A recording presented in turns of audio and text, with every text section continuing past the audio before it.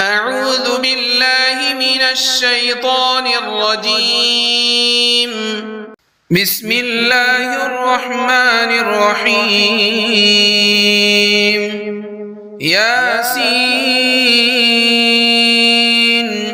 والقرآن الحكيم إنك لمن المرسلين على صراط مستقيم تنزيل العزيز الرحيم لتنذر قوما ما أنذر آباؤهم فهم غافلون لقد حق القول على أكثرهم فهم لا يؤمنون إنا جعلنا في أعناقهم أغلالا فهي إلى الأذقان فهم مقمحون وجعلنا من بين أيديهم سدا ومن خلفهم سدا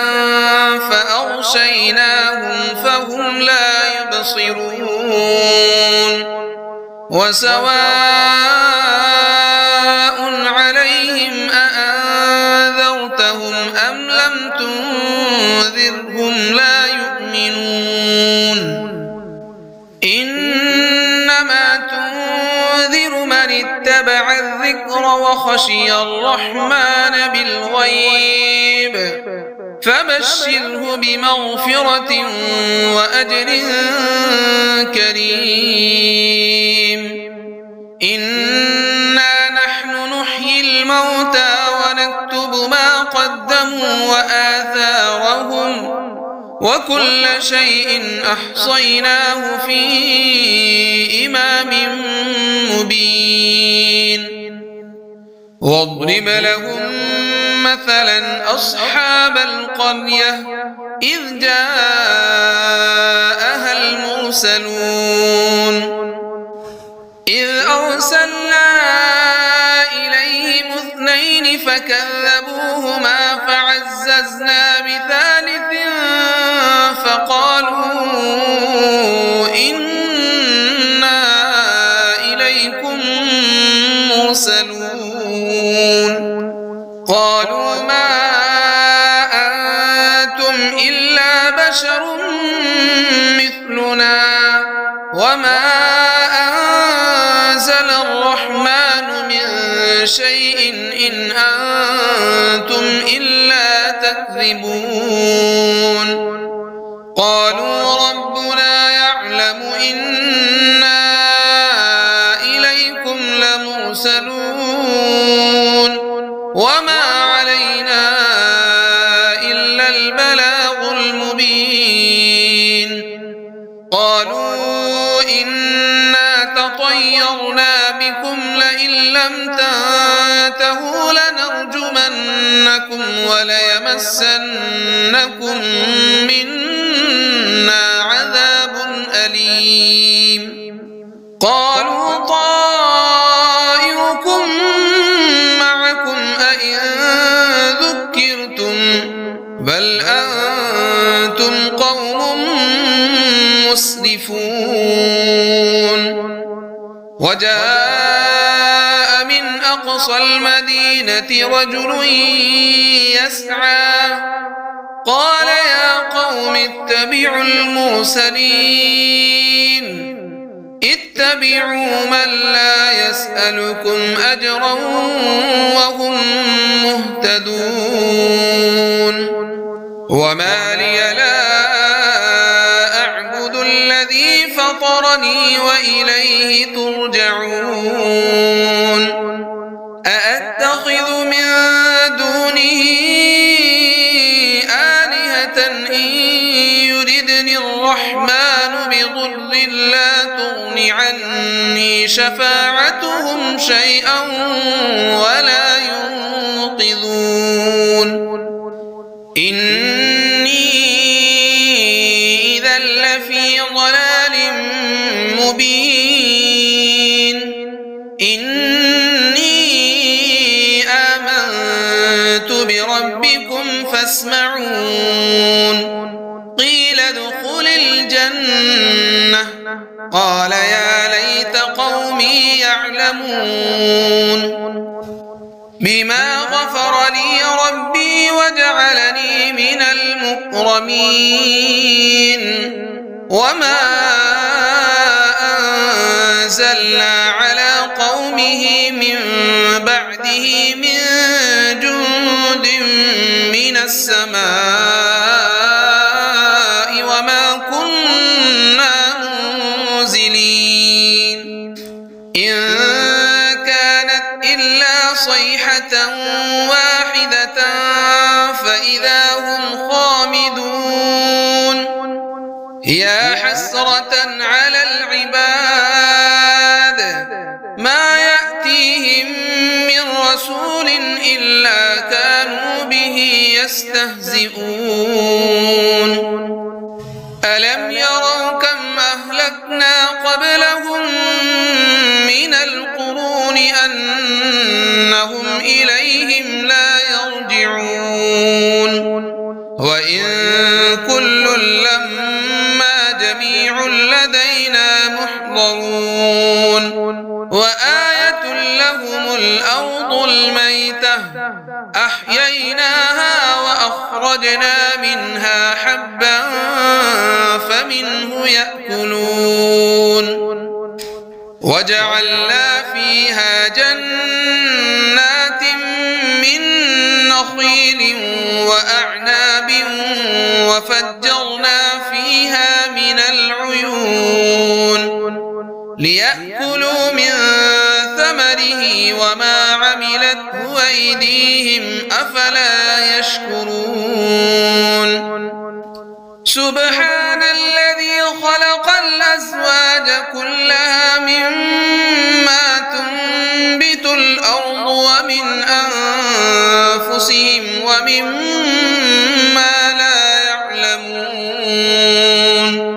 وآية لهم الليل نسلخ منه النهار فإذا هم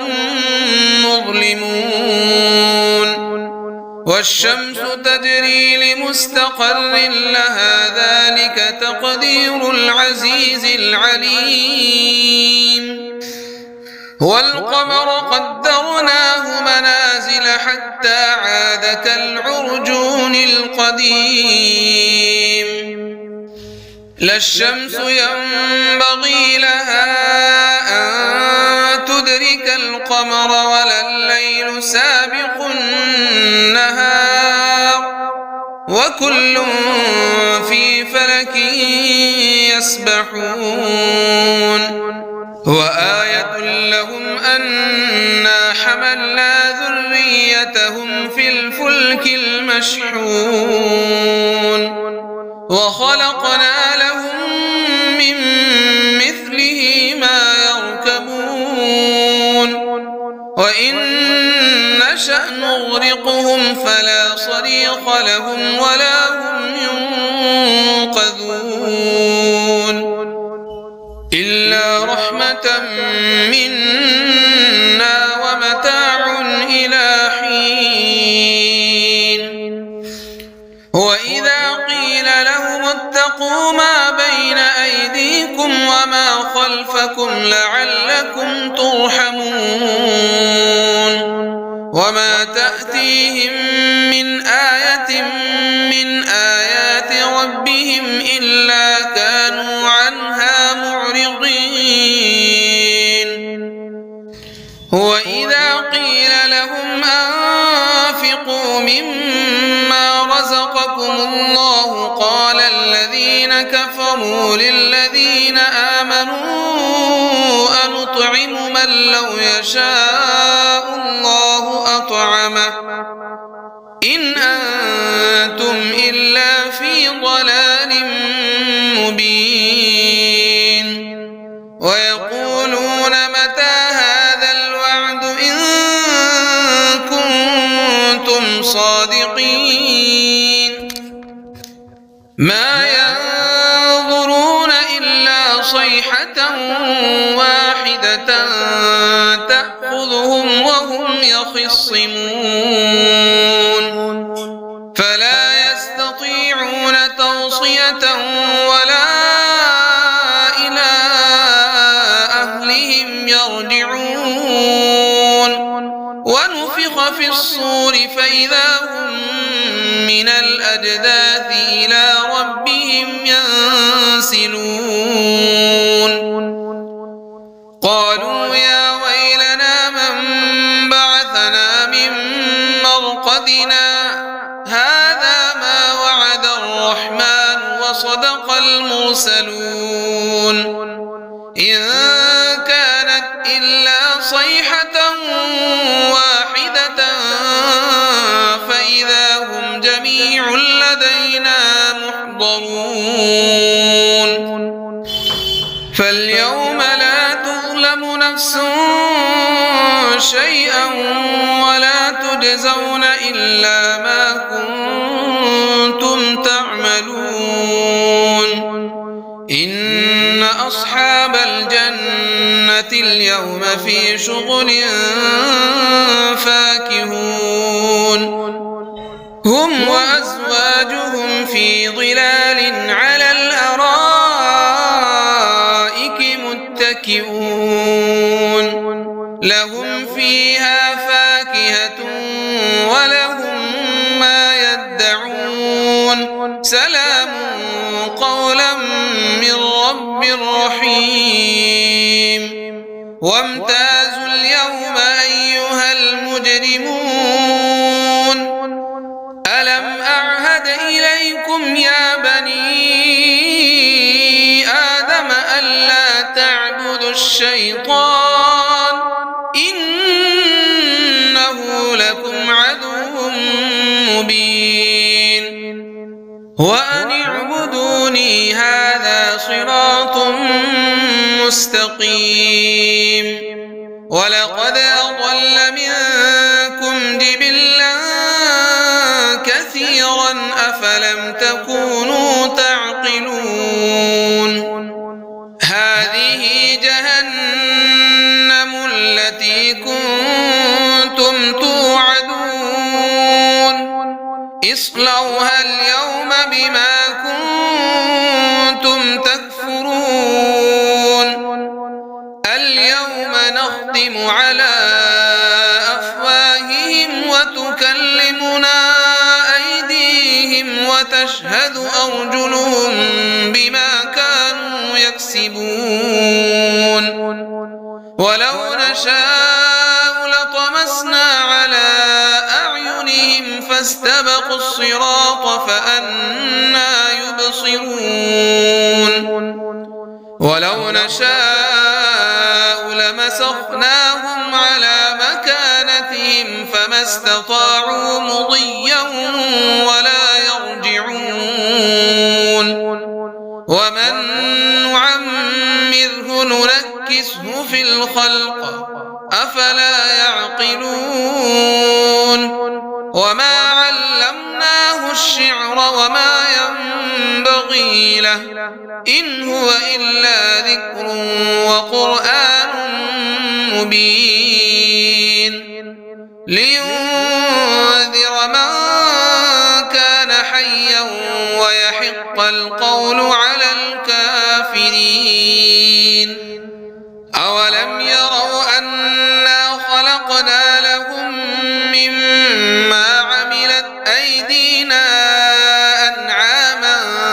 فهم لها مالكون وذللناها لهم فمنها ركوبهم ومنها يأكلون ولهم فيها منافع ومشارب أفلا يشكرون واتخذوا من دون الله آلهة لعلهم ينصرون لا يستطيعون نصرهم وهم لهم جند محضرون فلا يحزنك قولهم إنا نعلم ما يسرون وما يعلنون أولم ير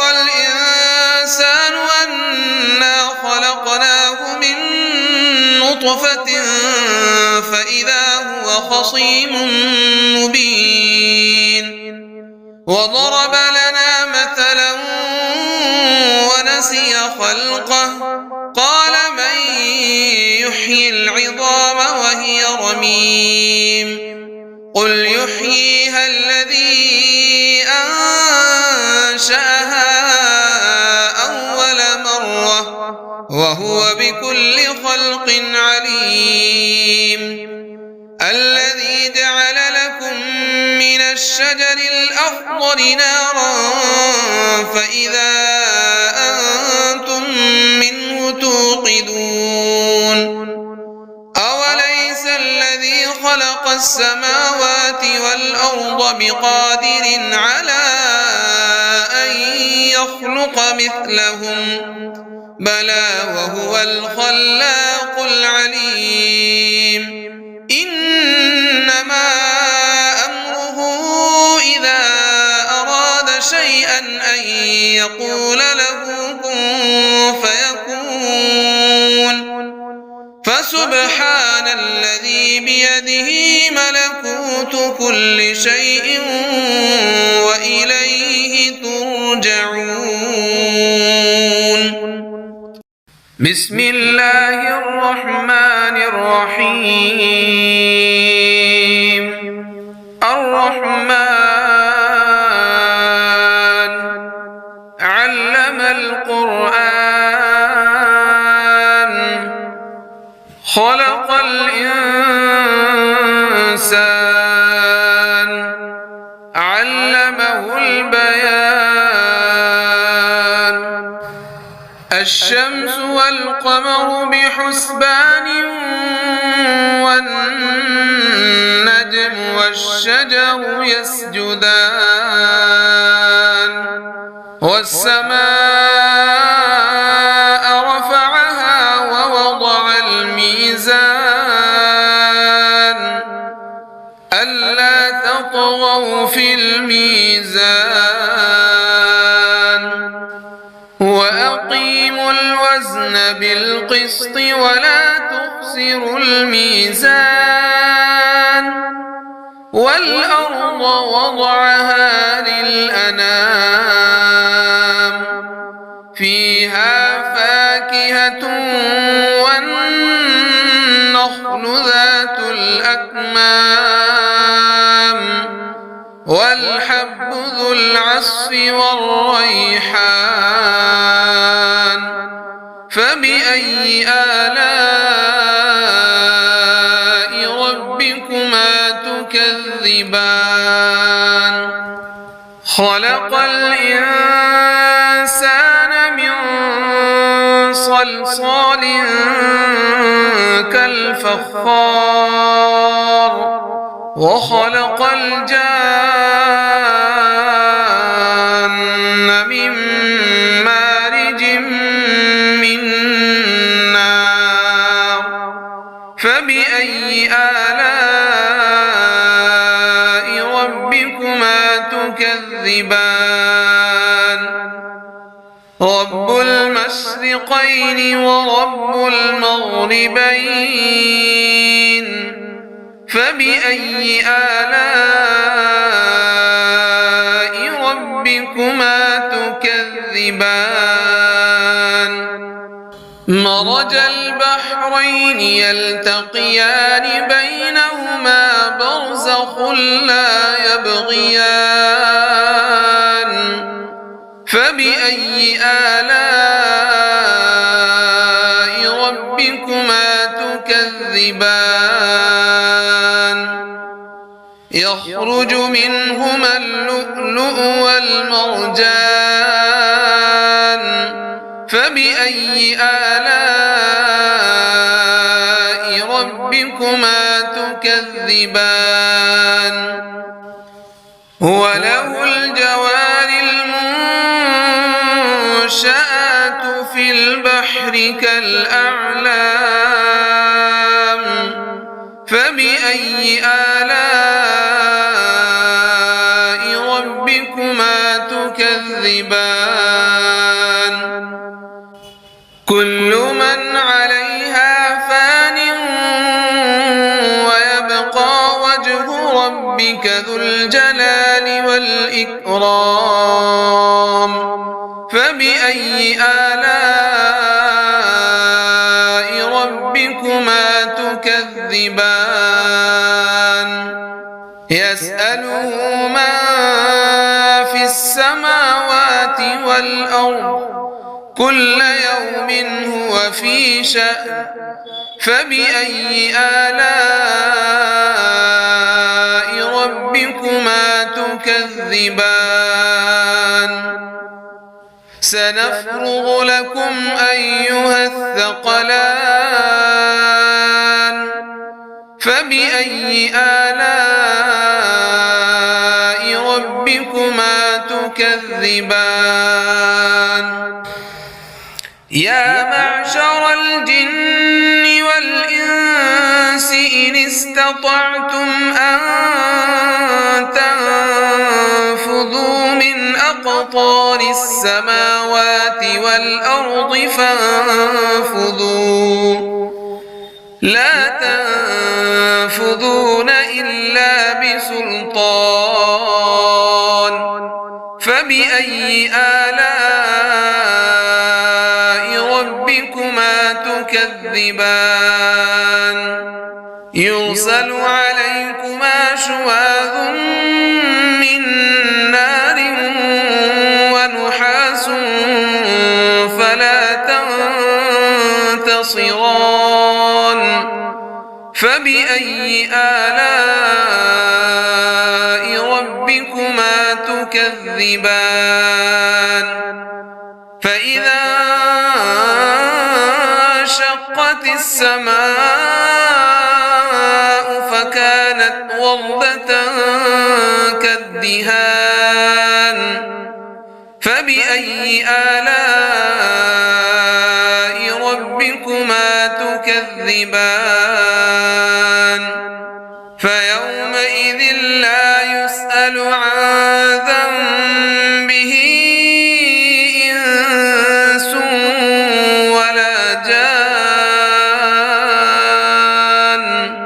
فبأي آلاء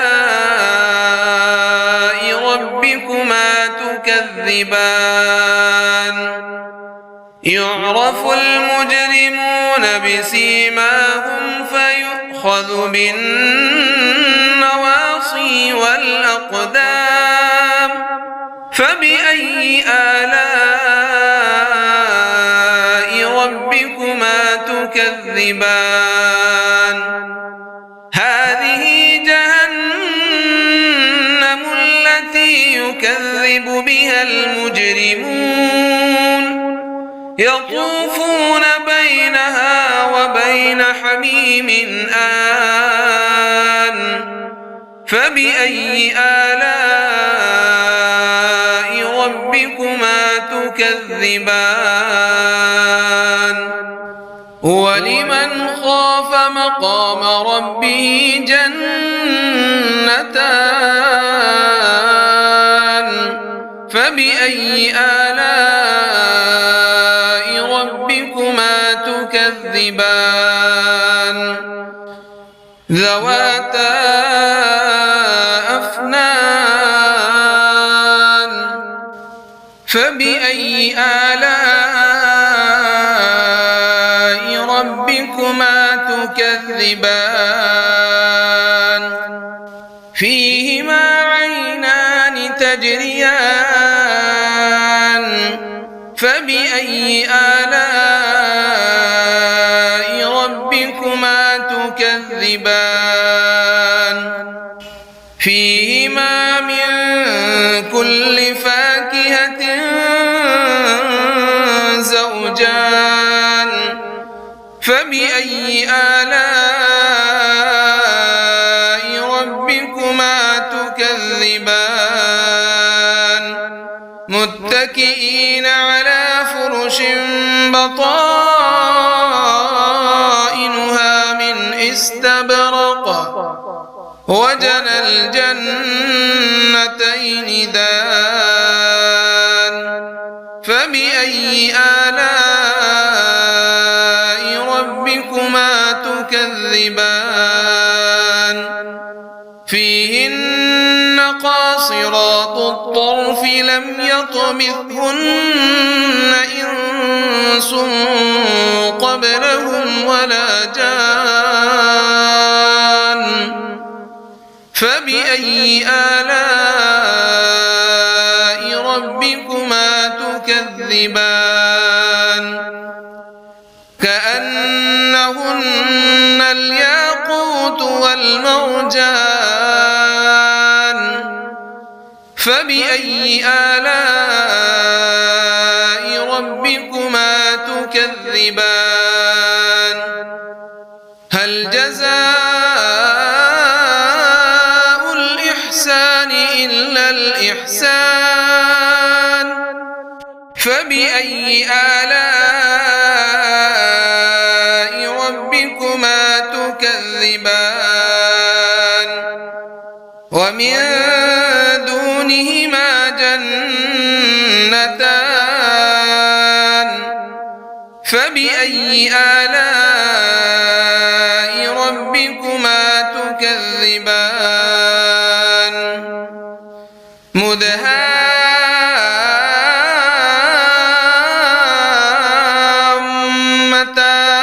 مدهامتان فبأي آلاء